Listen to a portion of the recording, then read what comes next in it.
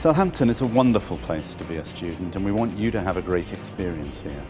That's why we take the issue of health and safety so seriously. But our commitment can only be part of the picture. You have to play your part too. That's why we've produced this short video to help you help us keep you safe while you're in Southampton. We'd like you to watch it carefully and please act on the advice given. Welcome to the University of Southampton. And what promises to be a memorable and exciting student experience. The campus and the city are overall very safe places. However, you still need to take care to make sure your time here is remembered for all the right reasons. So, Southampton, nightlife, top notch. It's got a great atmosphere and generally it's a safe place, but you've got to be careful of your own personal safety. When you're out at night, try and get around with a friend rather than on your own. If you can't do this, then make sure someone knows where you are and what you're doing. You should always think ahead about your travel plans, especially coming home from a night out or after dark. Best idea is to spend a little bit less and book a taxi or get a bus home. Avoid walking home whenever you can, but if you do end up walking, ensure you keep to well-lit busy routes and don't go alone. Don't let people know how drunk you're actually getting because it makes you an easy target. By all means, have a drink, have a laugh, just don't go OTT, otherwise you're going to be in the lion. What was it? You're going to be lying in the gutter. An issue faced by a lot of students is crime. Statistically, students are one of the more likely groups to fall victim to crime, be it cycle theft or burglary. However, there are a lot of ways you can help protect yourself and your property from criminals.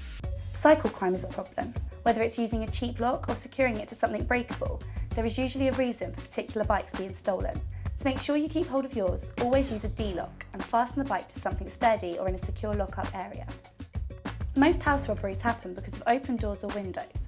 Opportunist criminals love it when you go out and leave windows open. Don't give them a chance. Make sure you close all windows and lock every door before you leave the house, even if you're just popping out. You should also never share your key codes with other people or let people you don't recognise tailgate you into the building. It could be anyone. Don't leave your valuables inside. This is just tempting fate. For a seasoned criminal peering through your window, that lovely array of laptops, MP3s and games consoles is an offer too hard to refuse. Your room is not an advertisement. Put your stuff out of sight. Although it's crazy to think, crime can happen in the library. Generally, you'll be fine in here. That doesn't mean it's a good idea to leave any valuables out, like your phone, laptop, purse, whilst you just pop to the printer. All it takes is one bad day, so it's the best idea not to take the chance. There are, of course, other threats to student safety as well as crime. The biggest being fire. The fire service deal with a number of student-related calls, from burnt toast to house fires. Here are some tips to help you protect yourself from fire at university. Most kitchen fires are caused by a build-up of grease or fat on your grill. Once it's reached a certain temperature, it catches fire and the effects can be devastating. You should try and clean out your grill pan as often as possible. The biggest cause of kitchen fires is unattended cooking. Whether you've been distracted by the phone ringing or your mates getting home, if you've left food cooking, you're putting yourself at risk. If you're going to leave the oven, take the food off the heat. Now, I know you've heard it a million times before, but smoke alarms really do save lives. Unless you live in halls, it's your responsibility to make sure that you have a smoke alarm and make sure that it's working. It can be vital to giving you time to get out if there really is a fire. If you're living in private accommodation, you should get your hands on one of these carbon monoxide monitors. It's a cheap and simple device that can save your life if there happens to be a buildup of waste gases from the appliances in your property. On the subject of getting out, when you arrive in halls, you'll be told what your evacuation procedure is.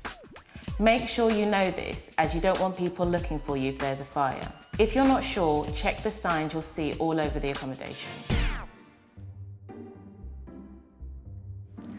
Reporting any accidents that happen in your accommodation or on campus is important. If in halls, you should report to your warden.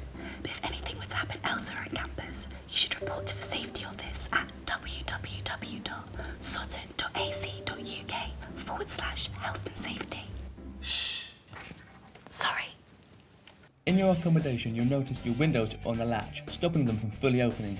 This latch should not be released, as it's there to stop you from falling out of any windows, which I'm sure would all agree is something you don't want to try. If you're living in private accommodation, equipment provided for you such as washing machines, fridges, should be PAT tested. This determines whether or not it is safe. The way to check is to look out for the sticker. If you find your stuff isn't marked with this, then you should ask your landlord to test it, as you may be at risk from fire and electrocution.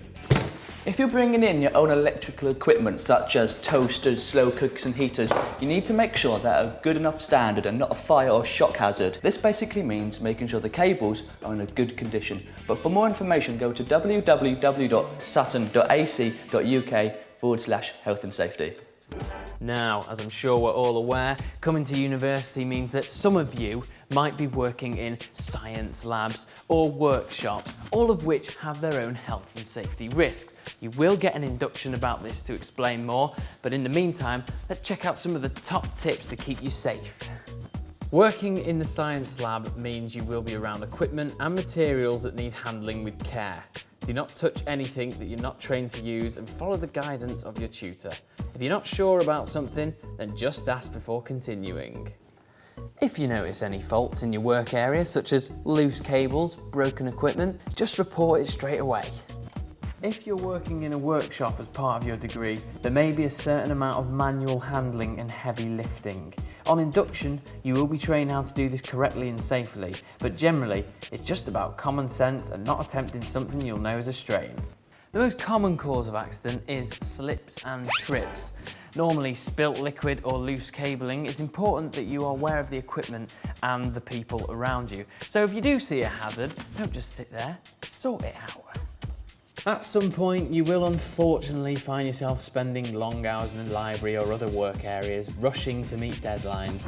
And this isn't a get-out clause, but prolonged and inappropriate use of your laptop or computer can cause injuries. So, to avoid this and get your work done, you should take regular breaks and make sure your work is at a well set up desk.